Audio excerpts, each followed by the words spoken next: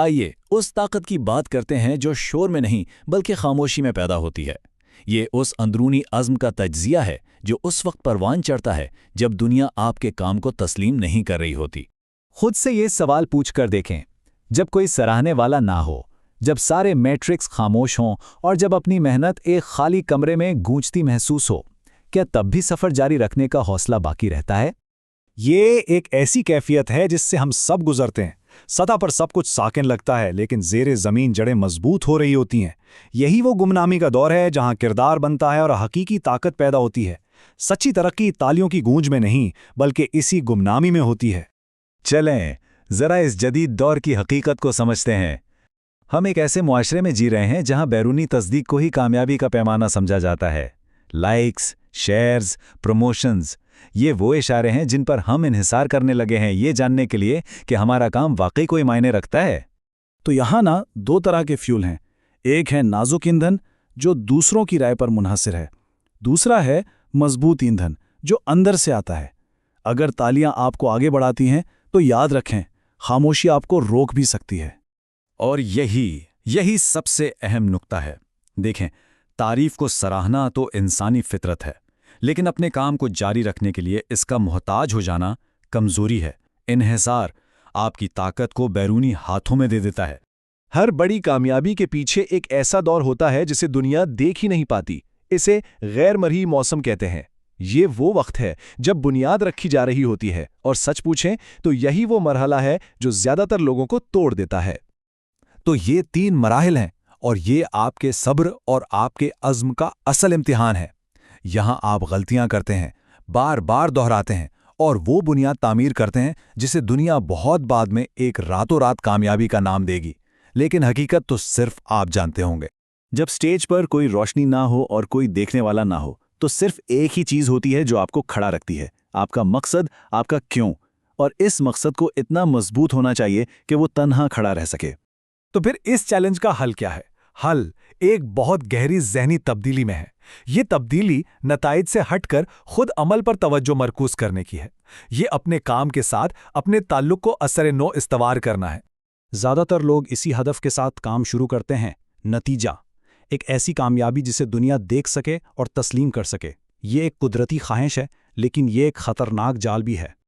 حقیقی تبدیلی تب آتی ہے جب کوشش خود انعام بن جائے، جب روزانہ کام پر آنا، نظم و ضبط کا مظاہرہ کرنا اور اپنے معیار پر پورا اترنا ہی سب سے بڑا اطمینان بن جائے، جب عمل خود منزل بن جائے۔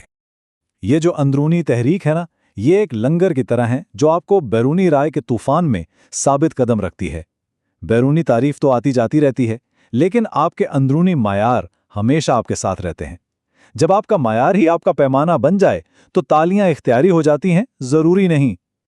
اچھا، اب ایک لمحے کے لیے رکتے ہیں۔ یہ وہ وقت ہے جب ہم اپنی سوچ کو چیلنج کر سکتے ہیں اور ذرا اپنے اندر جھانک سکتے ہیں۔ یہ وہ آواز ہے جو خاموش موسموں میں سب سے بلند ہوتی ہے۔ جب آپ محنت کر رہے ہوں اور نتائج نظر نہ آئیں تو یہ شک پیدا ہوتا ہے، لیکن یاد رکھیں یہ شک صرف سطح کو دیکھ رہا ہے، اس گہری تعمیر کو نہیں جو اندرون خانہ ہو رہی ہے۔ اس سوال پر گہرائی سے غور کریں۔ یہ سوال کام کے پورے مقصد کو ایک نیا زاویہ دیتا ہے۔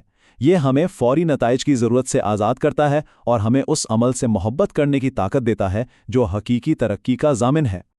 اپنے کام کو خود سراہنا، اپنی چھوٹی کامیابیوں کو خود تسلیم کرنا تکبر نہیں ہے، یہ طویل مدتی سفر کے لیے توانائی برقرار رکھنے کی ایک حکمت عملی ہے۔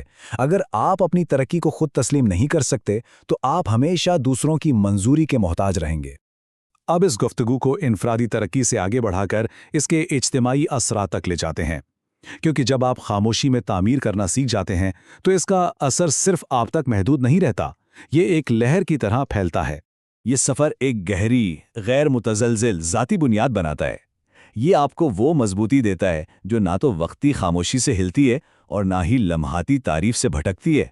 آپ اپنے مرکز میں قائم رہتے ہیں، اور وقت کے ساتھ آپ کا یہ استحکام دوسروں کے لیے ایک مثال بن جاتا ہے۔ لوگ آپ کے نظم و ضبط اور خاموش عزم کی طرف کھینچے چلے آتے ہیں۔ آپ کی مضبوطی دوسروں کو بھی مضبوط بناتی ہے۔ یہ ایک بہت گہرا سچ ہے۔ تالیوں کے بغیر کام کرنے کی صلاحیت ہی مستند اور با اثر قیادت کی بنیاد ہے۔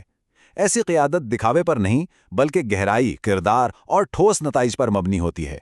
تو چلیں ان تمام خیالات کو کچھ ایسے ٹھوس، قابل عمل اقدامات میں بدلتے ہیں جنہیں آج سے ہی اپنی زندگی اور کام میں شامل کیا جا سکتا ہے۔ ان طریقوں پر عمل کر کے آپ اپنی اندرونی طاقت کو بڑھا سکتے ہیں۔ مثال کے طور پر اپنی روزانہ کی کوشش کو ریکارڈ کریں، نہ کہ صرف نتائج کو، یا ہر ہفتے اس بات پر غور کریں کہ کون سی ایک صلاحیت بہتر ہوئی۔ جب آپ کا پیمانہ اندرونی ہو جاتا ہے تو بیرونی خاموشی اپنی طاقت کھو دیتی ہے۔ اور آخر میں ایک بات یاد رکھیں، اگر آپ مستقل مزاجی سے اپنے راستے پر چلتے رہیں تو پہچان خود بخود مل جاتی ہے، لیکن آپ کو حقیقت معلوم ہوگی۔ یہ اچانک نہیں تھا، یہ ان گنت خاموش گھنٹوں کا نتیجہ تھا۔ پہچان مقصد نہیں بلکہ اس سفر کا ایک ضمنی نتیجہ ہے۔ اس آخری سوال کو اپنے ساتھ لے جائیں، کیونکہ اصل ترقی صرف یہ نہیں کہ آپ کتنی دور جاتے ہیں، بلکہ یہ ہے کہ اس سفر میں کتنے لوگ آپ کے ساتھ آگے بڑھے۔ تو آج آپ کس کی ترقی کا ذریعہ بن رہے ہیں؟